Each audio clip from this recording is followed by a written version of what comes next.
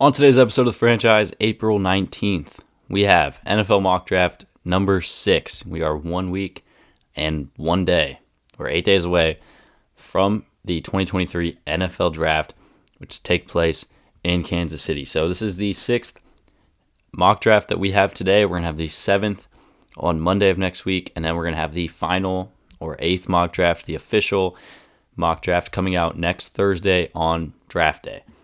Also, with this mock draft, we're going to also recap the 3 NBA games from the first round of the playoffs last night. This mock draft, pretty crazy. There's a lot of moves in here. Not a lot of moves, but there's a few pretty big moves in here. Some big picks, some players going in different interesting spots. A lot of smoke's going around in the NFL in terms of the draft. Before we get into today's episode, as always, franchise available YouTube, Spotify, Apple Podcast, Amazon Music. You can find the Twitter, TikTok, Instagram, all in the description of the episode. Before we get to the mock draft, we're going to go through the NBA playoffs real quick. We had 3 games from the first round yesterday. These were all game 2s of their series. Atlanta Hawks, Boston Celtics. Celtics won this game 119-106. As expected, the Celtics are up 2-0 in this series against the Atlanta Hawks. Atlanta's a very mediocre basketball team. Obviously, right now they're down 2-0. They're struggling against this Boston team. But in terms of the regular season, Atlanta was about as mid as they get. I believe they were 41-41. But for this game, DeJounte Murray, 29 points, 4 steals, 6 assists, 7 for 13 from the three-point range. Trae Young, 24 points, 2 for 8 from 3. For Boston, Jason Tatum had 29, 10, 6 assists, and 5 for 9 from the three-point range. Derek White had 26 points in this game. Jaylen Brown had 18. This was an expected result, right? Atlanta's a very bad team. The Murray-Trae Young thing that they put together in the offseason has not worked to the level that you expect. Trae Young is not, the greatest player in terms of leading a team to playoff success, right? He has not been shooting the ball great in this series. The first game of the series, I think he was 1 for 5 from 3. This game, he was 2 for 8. He's not been a good three-point shooter in this series, and he's a liability on the defensive end. DeJounte Murray's been playing great. He's a great defender, and he's a great offensive player as well. But the rest of the supporting cast around those two guys in Atlanta, there's some nice players there. They just don't really fit well together. And then Boston, is still one of the best teams in the NBA. Knicks Cavaliers. Knicks were up 1-0 in this series, but the Cavs tied up 107-90. Cleveland wins this game. Julius Randle, 22 points, 8 rebounds. He had 6 turnovers. Brunson, 20 points, 4 steals, 1 for 8 from 3. For Cleveland, Darius Garland, 32 points in this game, 6 for 10 from three-point range. He was absolutely on fire in this game. Donovan Mitchell had 17 and 13 assists. Karis LeVert off the bench had 24 points. Evan Mobley had a nice game, 13 points, 13 rebounds, and 2 blocks. New York, they shot 24% from 3 in this game. The Cavs really played, and they showed why they were the number 1 ranked defense during the regular season this year. They shut the Knicks down to 90 points in this game. They forced turnovers on Randle. They didn't allow Brunson to hit his big time shots. Although he still had 20 points, but in game 1 he was a lot more impactful offensively. Darius Garland really took over, and LeVert was a nice surprise off the bench. Donovan Mitchell, quiet game for him, at least offensively, only 17 points, but there's still the potential for him to have his takeover game, and same thing for Evan Mobley, who had great defense down in the paint. And then Clippers, Suns. Suns tie this one up at 1 apiece in this series. Suns win 123-109. Kawhi, 38 points, 8 rebounds, 7 assists. Russell Westbrook, 28 points, 2 blocks as well. Kevin Durant, 25 points, 6 rebounds, 5 assists, 2 blocks. Devin Booker had 38, 4 for 7 from 3. Torrey Craig, 17. CP3, 16. DeAndre, 8 and 14 points. The Suns' bench only had 13 points in this game. Their starting 5 really carried them. And that's probably going to be a theme throughout this postseason. However far the Suns go, it's going to be they don't have a lot of depth. They don't have a lot of bench guys that can really go out there and score the basketball. So it's going to all be on Booker, KD, Chris Paul, and DeAndre Ayton, and then even at times Torrey Craig to go out there and score the basketball. They get a nice win here over the Clippers. All right, mock draft 6.0. Let's get to it.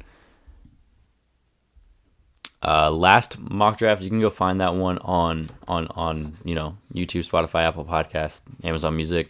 You can also find the top 10 of that mock draft on Instagram.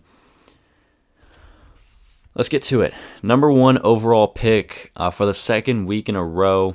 I think this is the consensus. I think this one's locked in at number 1 overall, and that is Bryce Young out of Alabama. Right? He's the best quarterback in this draft class. His size and his weight, it might not be the prototypical NFL quarterback, but when you look at what he did in college at Alabama, he's clearly been the best quarterback coming out of this draft. He's better than Stroud and Richardson. And, for Carolina, all signs are pointing to them picking him with that team that they have surrounding him when he gets drafted of Adam Thielen, of DJ Chark, of Miles Sanders, and then the quarterback coaching room is very nice as well. I think Bryce Young is easy lock to be the number 1 overall pick. Number 2 is Houston. Houston has been the subject of conversation for about a week or two now in terms of what they're going to do with this number 2 overall pick. I think a few mock drafts ago was the first time I really had them not taking a quarterback. And I don't think they'll take CJ Stroud. I don't think CJ Stroud will be a Texan. Right? If they draft a quarterback, it's not going to be CJ Stroud. And the reason for that is they have the same agent. CJ Stroud's agent is the same agent as Deshaun Watson. And really, I don't see that relationship coming back together with Stroud, his agent, and the Houston Texans. And also, I think, I haven't taken Anthony Richardson. I think it's definitely a possibility that they could draft a Will Anderson, a Tyree Wilson, or Jalen Carter here, number 2. I think they're going to take a quarterback, and it's not going to be Stroud, and there's no way it's Will Levis. I think it's Anthony Richardson. I think in this draft, he has the highest ceiling, but he also has the lowest floor. He is the biggest boom or bust prospect in this draft class. But for Houston, they need a guy that can go out there and potentially be the best quarterback in the NFL if everything goes right. And that is what Richardson is. Stroud is a safer pick. But in terms of untapped potential and potential to be one of the best players in the NFL, Anthony Richardson has that. He's the most athletic player in this draft, regardless of position.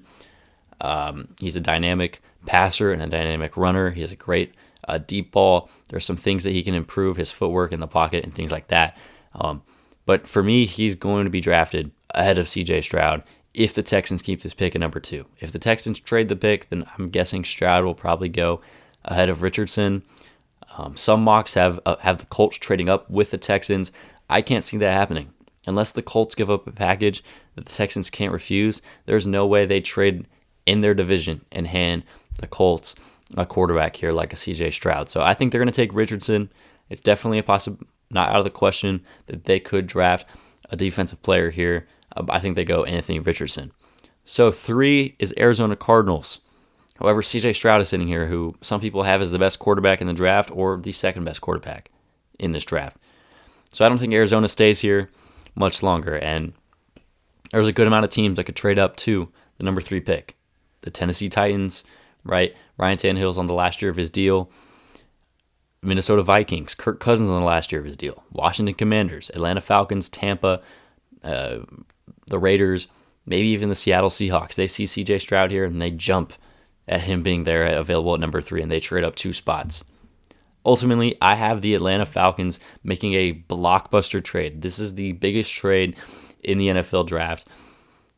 They are going to trade up from number 8 to number 3, and they're also going to trade they're also going to get DeAndre Hopkins. So Atlanta gets the number 3 pick, which they use to draft CJ Stroud, and they get DeAndre Hopkins to pair with Drake London and Kyle Pitts for CJ Stroud to throw the ball to in the future. Now, I'm using Pro Football Network's mock draft website. And to make this trade go through, I had to trade a lot of stuff from Atlanta. I don't think they'd realistically trade this much. When DeAndre Hopkins gets traded, it's not for a first. I doubt it'd be for a second round pick. It's probably for a third, a fourth, some conditional picks. But for this trade, just to go through here, I had to trade pick 8, 44, 75, 224, 225, a first, a second, and a fourth in next year's draft. There's no way Atlanta gives up that much value for Stroud and Hopkins. I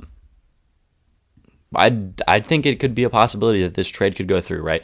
Atlanta I know they have Taylor Heineke and Desmond Ritter, but watching the film on Desmond Ritter, which I did before this podcast, I don't like him. I don't like the way he throws the ball. I just don't think he has good film out there. I know he played limited time last season for Atlanta in the NFL, but his film doesn't look good, right? So adding a guy like, if CJ Stroud is sitting there at 3, there's got to be so many teams looking at him and saying, this is a guy that we could have to be our franchise quarterback sitting here at the 3rd overall pick. And Atlanta in that division with Carolina, who now has Bryce Young, the Saints, who have Derek Carr, and then the Buccaneers, who are probably the worst team in that division right now because they only have Baker Mayfield and Kyle Trask. I know they have great receivers, Mike Evans, Chris Godwin, but in terms of quarterback play, you have a chance to add a CJ Stroud, and then in this, mock trade scenario, add a DeAndre Hopkins to be the number 1 next to Drake London and Kyle Pitts. This Atlanta team suddenly becomes one of the best teams in that division and potentially a playoff team in the NFC. So that leaves the Colts sitting here at number 4, getting the 4th quarterback on the board. Is it Hendon Hooker? Is it Will Levis? I haven't taken Will Levis.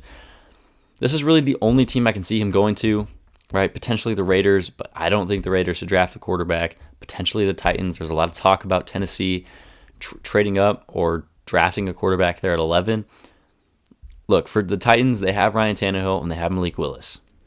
Ryan Tannehill can give you one more season at quarterback of some decent play. But also, I think there's a chance that Tennessee is one of the worst teams in the league next season based on their roster. They don't have any receivers. Their offensive line got completely deleted in the offseason. They have no offensive line this season. Their defense is not good. They still have Derrick Henry, but he could potentially be on the trade block this offseason. So I don't see them drafting a quarterback. I think they have other needs. For the Colts, they're arguably the most quarterback-needy team in this draft, and they're going to take Will Levis here. He falls to 4. They get the 4th quarterback. I don't think they can trade up to 2. They could move up 1 spot and get C.J. Stroud. But I think Atlanta is going to pounce that idea of Stroud being there, and Levis falls to 4 to the Indianapolis Colts. Number 5 is the Seattle Seahawks. They're going to take Will Anderson Jr., the edge out of Bama. It's between him and Jalen Carter for the best defensive player in this draft. I mean, Carter is the best interior D lineman, and Will Anderson is the best outside defensive lineman, the best edge rusher in this class. I think Seattle goes with him there because of Carter's off the field and also his combine issues. Number 6, Detroit Lions. Tyree Wilson, Texas Tech. This is my favorite defensive player in this draft. I think he's going to be an absolute star in the NFL. You can make the case for Jalen Carter to go to the Lions. I think he's going to fall a little bit, but he's not going to fall much further. Number 7 is the Raiders. I had them taking Jalen Carter. Last mock, I had them taking Christian Gonzalez, the corner, or I had them taking Devon Witherspoon, I think it was, the corner from Illinois. I have them taking Carter here now. I don't think he can fall any further than 7, potentially 8, right, if the Raiders do pass on him. But you have a chance to add a generational defensive talent, one of the true blue chip prospects in this draft, and pair him with a Max Crosby on that defensive line for the Raiders. Look, you have to get after Patrick Mahomes and Justin Herbert and Russell Wilson in this division to have a chance. And they need defensive help. They do not need a quarterback, right? They don't need to draft a guy who's not going to play this season. They need a guy that's going to go out there and impact the game immediately, and that's Jalen Carter. Number 8 is the Arizona Cardinals. After trading down from 3, I have them drafting Myles Murphy, the edge out of Clemson. They need anything they can get. And this trade, obviously, if they trade down, they're going to get a lot of assets to help fill out the roster over the next few seasons for the Cardinals. Number 9, no change here. Bears, Paris Johnson Jr., they need an offensive line, a nice offensive lineman to protect Justin Fields and get that offense going. Number 10, last week I had Bijan Robinson. I'm changing that. Look, the Eagles, they haven't drafted a running back since the 80s. They have already a nice running game. There's the potential. Like, what if they traded for Austin Eckler? What if they traded for Dalvin Cook? What if they traded for Derrick Henry? There is the potential that they could get a veteran running back out there in the backfield this season. So I have them taking Christian Gonzalez, the corner out of Oregon. They have Darius Slay, and they have Bradbury. Darius Slay got cut and then re-signed this offseason. Why not draft a young corner to be out there for the next 5 years in that secondary for the Philadelphia Eagles? Number 11, Titans, Peter Skoronski, offensive tackle, Northwestern. You can make the case he's the best offensive lineman in this class. I like Paris Johnson better just because he's a bigger, taller guy. For Skoronski, though, great fundamentals at that offensive tackle position. Tennessee, like I said, they completely got rid of their offensive line in the offseason. They need someone to protect the quarterback. And I know I don't have them drafting quarterback here, but next year when they end up getting a quarterback in the draft, they're going to want to have an offensive line anchor, and that's being Peter Skoronski. Number 12 is the Texans up again with their second first-round pick. I haven't taken Nolan Smith, the edge out of Georgia. This guy had a great combine, a great pro day. He didn't play a whole lot last season, and he's kind of been lost in the shadows at Georgia with all of their defensive stars. But this guy has potential to be one of the best players in the draft at the defensive position. And Houston's not going to walk out of this first round without a defensive player. You could make the case, and I've done it in my mock drafts before, of them drafting a Jackson Smith-Njigba here for a weapon for their quarterback, in this case Anthony Richardson. But there's no way they walk out of this first round without a defensive player for DeMeco Ryans, the first-year head coach for the Texans. 13, Broderick Jones, offensive tackle for Georgia. You're going to need someone else to help protect, hopefully, Aaron Rodgers this season. I know they have Vera Tucker and Mekhi Becton, but when those guys got injured, their offensive line was a little bit shaky at times last season, so adding a Broderick Jones helps strengthen your offensive line. 14, Patriots, Devon Witherspoon. They need corners. They also need a wide receiver, but they added they added one guy this offseason, Juju Smith-Schuster. Adding a Devon Witherspoon to that secondary, he's probably the best corner next to Christian Gonzalez in the draft. 15, Green Bay Packers. How about Jackson Smith-Njigba, the receiver out of Ohio State, the best wide receiver in this draft class here, going to the Packers at 15. They need wide receivers, they need tight end, and they need corners as well. In some mocks, I've had them taking a Dalton Kincaid, the tight end out of Utah, or Michael Mayer, the tight end out of Notre Dame. But with the Jackson Smith-Njigba sitting here at 15 with a Christian Watson and Romeo Doubs, you need another wide receiver for Jordan Love to throw the ball to, and I think this is the perfect receiver here at 15 for the Packers. 16, Commanders, Dalton Kincaid, tight end out of Utah. They brought in Eric Bieniemy, the Chiefs offensive coordinator, this offseason. They're keeping Sam Howell for some reason going forward, and they brought in Jacoby Brissett. The Commanders have some nice pieces in that skill position group. Terry McLaurin, Dotson, and then now adding a Dalton Kincaid would be a nice tight end addition here for the Commanders. 17, Steelers. Joey Porter Jr. is sitting right there for them to take, the corner out of Penn State. But they need offensive line help. They have one of the worst ranked offensive lines in the NFL. They have the 24th ranked last season. Darnell Wright is a reach here. This is a guy that could go very late in the first round, but they need someone to protect Kenny Pickett and get the running game going for Najee Harris, who had a very down season last year. Their offensive line is horrible. They could use a Joey Porter Jr. on that secondary too. He's probably the best corner available left in this draft, but they need an offensive line, and Darnell Wright is the guy for them there. 18 is the Lions. They're back up again, and they're going to take best player available. And for me, that is Joey Porter Jr., the corner out of Penn State. They traded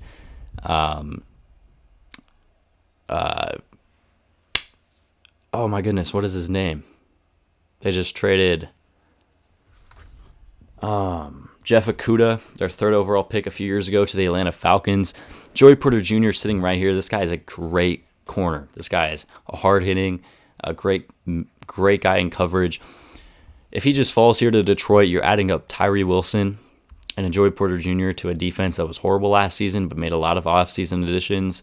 This Detroit team's easily the favorites to win the division. And, I mean, if he's sitting here, Joey Porter Jr., if he's sitting here, it's a great value pickup there for the Detroit Lions.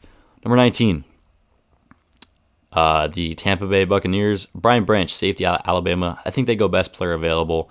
You know, they could definitely draft a quarterback, a Hendon Hooker, but Kyle Trask has not got a lot of playing time in the NFL. They brought in Baker Mayfield. I think at some point you're going to see Kyle Trask start for the Buccaneers and see what they have in him, right? And if they're bad, they're going to have the opportunity to draft a quarterback next year. And Brian Branch, They lost some guys in that secondary this offseason. Bring him in to help anchor that secondary for Tampa Bay. Number 20 is the Seahawks up again, and I have them taking Hendon Hooker, the quarterback from Tennessee.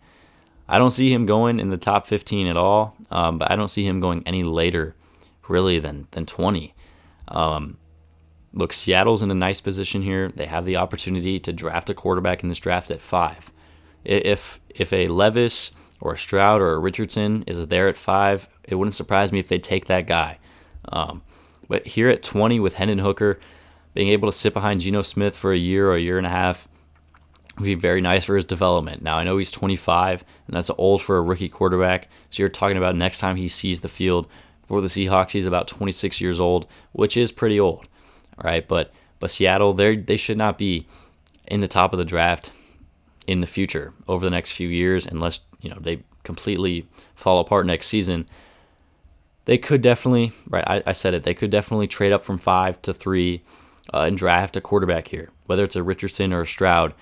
I think they could go defense with their first pick and then sit here at 20 and take a Hendon Hooker to back up Geno Smith and then take over in a season or two. 21, Chargers. I think Austin Eckler's on his way out.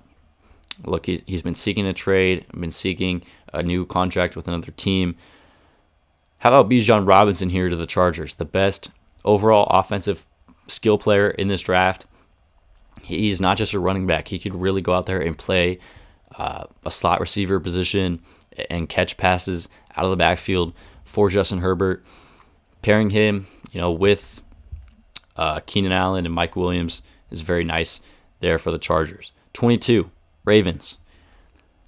If DeAndre Hopkins doesn't get traded to the Falcons, which is a wild one, there's no truth to that at all. There's no rumors about that at all. But let's say DeAndre Hopkins does get traded to the Falcons. There's been rumors of Hopkins getting traded to the Ravens to pair with Odell Beckham Jr., which would be a nice weapons for Lamar Jackson if he does return. But in this scenario, Hopkins is on the Falcons, so I have him taking Jordan Addison, the receiver from USC, to pair with Odell Beckham Jr. and then with Lamar Jackson. Number 23, Minnesota Vikings. How about Zay Flowers, the wide receiver from Boston College? Outside of Justin Jefferson, the Minnesota Vikings have no receivers for Kirk Cousins to throw the ball to. Zay Flowers here provides some nice wide receiver 2 opportunities. He's a nice skill set. Pairing him with Justin Jefferson, if Zay Flowers can turn it up in the NFL, that's a very nice 1-2 wide receiver duo in the NFC.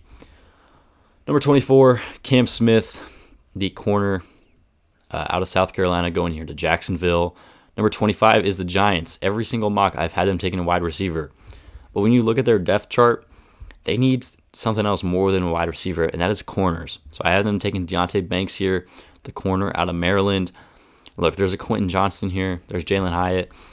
There's a bunch of other wide receivers here. But you can get those guys in the second, third round. I think taking a Banks here in a corner-heavy draft, especially in the first round, is great value here for the Giants. 26, Cowboys. Michael Mayer, tight end out of Notre Dame. They need someone to replace Dalton Schultz and someone for Dak Prescott to throw the ball to in the middle of the field. 27 is the Bills. Quentin Johnston, the wide receiver from TCU. If he's available here for the Bills, they get great value. They need a big-time playmaker next to Stephon Diggs and Gabe Davis. They need someone else for Josh Allen to target down the field. I mean, they also need to get a running back, right? So if Bijan Robinson's here at 27, that's a big fall. They should take him. If Jahmyr Gibbs, that's a potential guy that can go in the first round. They could take him there as well from Alabama, the running back there. But if Quentin Johnston's here, I think he's the best offensive player available. And for the Bills, they got to take that guy there. 28 Bengals, Lucas Van Ness, edge out of Iowa. I could have them taking a tight end if a Meyer or a Kincaid or that guy from Georgia. He could definitely go in the first round. But improving that defense for the Bengals is something that I think they should really do. Go out there and get another edge rusher on that defensive side. 29 Saints, Isaiah Foskey, the edge out of Notre Dame. The Saints, they could definitely get someone to protect Derek Carr. Anton Harrison is here from Oklahoma. I think an edge here, a defensive anchor with Cam Jordan, getting up there in age, would be a nice addition here for the New Orleans Saints. Number 30 is the Eagles up again. How about Brian Bresee, the defensive tackle from Clemson? Look, Fletcher Cox is not going to be playing in the NFL much longer. Add a guy in that defensive interior to get at the quarterbacks. The Philadelphia Eagles are in a really nice position in this draft to just keep retooling their team. And then 31 is the Kansas City Chiefs. Look, a Jalen Hyatt's here. A Josh Downs is here, both receivers. I have them taking Keil Ringo, the corner out of Georgia. When you look at the Chiefs' depth chart, their receivers, they definitely need to pick up a receiver. I think they could do that in the second round or third round. Right now, they only have MVS, Kadarius Toney, and Sky Moore.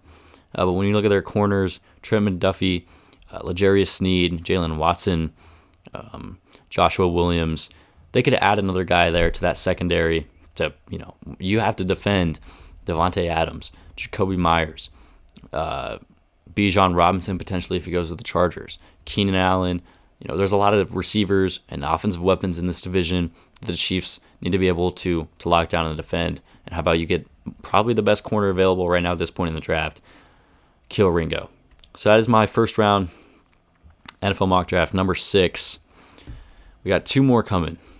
Mock draft number 7 on Monday, and then the official NFL Draft Day mock draft coming out in 8 days on the day of the NFL Draft. So recapping it real quick, Bryce Young, number 1 to the Panthers. Number 2, Anthony Richardson to the Texans. Number 3, the Falcons trade up with the Cardinals, and they also pick up DeAndre Hopkins, and they draft C.J. Stroud. Number 4, the Indianapolis Colts get Will Levis. Number 5, Seahawks, Will Anderson. Number 6, Tyree Wilson to the Lions. Number 7, Jalen Carter to the Raiders. Number 8, Myles Murphy in the trade with the Falcons to the Arizona Cardinals. Number 9, Paris Johnson to the Bears. Number 10, the Eagles take Christian Gonzalez. Number 11, Peter Skoronski to the Titans. Number 12, Nolan Smith to the Texans. Number 13, the Jets take Roderick Jones. 14, Devon Witherspoon to the Patriots. 15, Jackson Smith-Njigba to the Packers. Number 16, Dalton Kincaid to the Commanders. 17, Darnell Wright to Pittsburgh. Number 18, the Lions, Joey Porter Jr. Number 19, Tampa, Brian Branch. Number 20, Hendon Hooker to Seattle. 21, Bijan Robinson to the Chargers. Number 22, Jordan Addison to the Baltimore Ravens. Number 23, Zay Flowers to the Minnesota Vikings. Number 24, Cam Smith to Jacksonville. Number 25, Deonte Banks to the Giants. Number 26, Michael Mayer to the Cowboys. Bills at 27, Quentin Johnston. Bengals 28, Lucas Van Ness. The Saints at 29, Isaiah Foskey. The Eagles at 30, Brian Bresee. And 31, Keil Ringo to the Chiefs. That is the first round mock draft. Number 6, we'll be back tomorrow with another episode of The Franchise. And then next week with mock draft 6 and then the final mock draft. YouTube, Spotify, Apple Podcasts, Amazon Music. Like, share, comment, subscribe. We'll be back tomorrow with another episode of The Franchise.